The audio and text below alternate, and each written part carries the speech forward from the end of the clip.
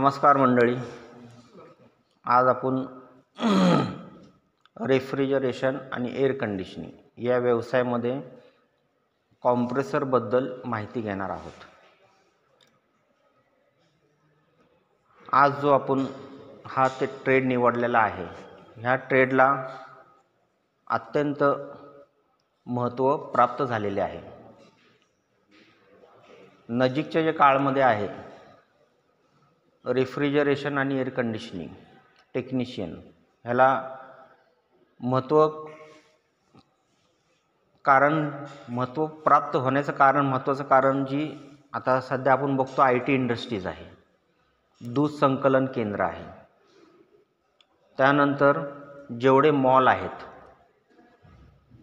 आणि जेवढे automobile industries आहे, ह्या सगळ्यांमध्ये सध्या टेम्परेचरचं तापमान जे वाढत आहे, ते तापमान नियंत्रित करण्यासाठी आणि मनुष्याला आल्हाददायक वातावरण निर्मिती करण्यासाठी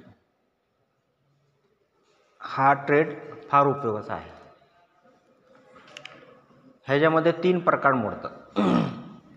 पहिलं डोमेस्टिक, नंतर सेमी कमर्शियल, नंतर कमर्शियल, असे 3 प्रकारामध्ये हा ट्रेड व्यापलेला आहे. आणि आजच्या काळामध्ये ह्या ट्रेडची कुठंही वर्कर कामगार मिळणं कठीण झालेलं आहे. त्यामुळे अनन्य प्रकारे हा ट्रेड महत्त्व प्राप्त करत आहे आणि भविष्य काळामध्ये त्याचा उपयोग होणार आहे. आज आपण जो विषय घेणार आहे,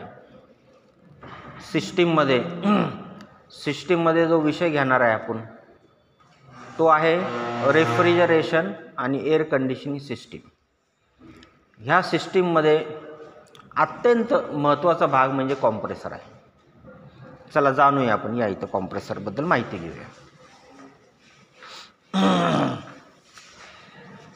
हा जो पार्ट आहे, ह्याला आपण म्हणतो हर्मेटिकली कॉम्प्रेसर.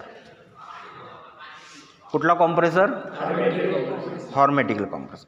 हर्मेटिक ह्याचं नाव का पडलेलं आहे? त्याचं कारण की ही जी आपल्याला कॉपर वाइंडिंग दिसते, तर ही जी कॉपर वाइंडिंग आहे, ती कॉपर वाइंडिंग जी आहे ती त्याला जो कोटिंग चढवलेले त्याला हर्मेटिकली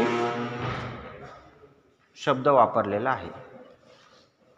बऱ्याचशा ठिकाणी आपण पाहतो की जो फॅन आहे, मोटर आहे, त्या ठिकाणी वार्निशचा वापर केलेला असतो, पण ह्या ठिकाणी वार्निशचा वापर केलेला नाही. त्याचं कारण का? की हीटमुळे कॉम्प्रेसर ज्यावेळेस चालू होतो, ऑपरेट होतो, हीट जनरेट होते आणि त्याच्यामुळे काय होतं, ते वार्निश वितळण्याची शक्यता असते. आणि पूर्ण वार्निश सिस्टीममध्ये ही जी पाईपलाईन आहे, पूर्ण पाईपलाईन, ही पाईपलाईन आहे, डिस्चार्ज लाईन, त्यानंतर सक्शन लाईन, चार्जिंग लाईन, ह्या पाईपमध्ये काय होतं, चोक होण्याची शक्यता असते. त्याच्यामुळे वार्निशचा वापर न करता इन्सुलेशनचा वापर केलेला आहे. त्याच्यामुळे आपल्याला शॉक विरहित शॉक लागत नाही, करंट लागत नाही, कुठलाही करंट आपल्याला लागत नाही. त्याचं कारण ते आहे. दुसरी गोष्ट, ह्याला हार्ट ऑफ द रेफ्रिजरेशन असे संबोधतात. म्हणजे जसं आपलं हृदय आहे, तसं ह्या कॉम्प्रेसरला हार्ट ऑफ द रेफ्रिजरेशन म्हटलेलं आहे. महत्त्वाचे पॉईंट त्याच्यामध्ये जे आहे, पहिलं तर हा जो आहे, ह्या भागाला आपण म्हणतो डोम. काय म्हणतो त्याला आपण? डोम. त्यानंतर हा जो कॉम्प्रेसर आहे, त्याचे विविध पार्ट आहेत. हा जो फिरणारा भाग आहे, इथून आपण फिरवतो, तर हा काय करतो, ह्याच्यामध्ये जे ऑइल आहे, ते ऑइल काय करतो, सक करतो आणि तो ऑइल ह्या संपूर्ण ठिकाणी ऑइलिंग करतो. तुम्हाला माहिती आहे ऑइलिंग, लुब्रिकेशन किती महत्त्व आहे आपल्या सिस्टीममध्ये. त्याशिवाय कॉम्प्रेसर काय होतो, म्हणजे जर ऑइलिंग जर प्रॉपर मिळालं नाही तर तो जळण्याची शक्यता असते. दुसरी गोष्ट, हे जे पार्ट आहे, हेड प्लेट, त्यामध्ये एक प्लेट आहे, त्याला म्हणतो आपण वॉल प्लेट.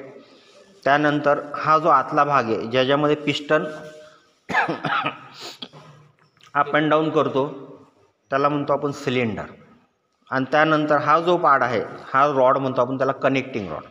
त्याच्यामध्ये 2 बेरिंग असतात, बिग एंड बेरिंग आणि स्मॉल एंड बेरिंग. आणि हा जो शाफ्ट आहे, क्रँक शाफ्ट म्हणतो आपण, हा इथं जोडलेला असतो. आणि हा जो भाग आहे, हा जो जॉईंट केलेला आहे आपल्याला हा जो भाग आहे, ह्या भागाला म्हणतो आपण डिस्चार्ज लाईन.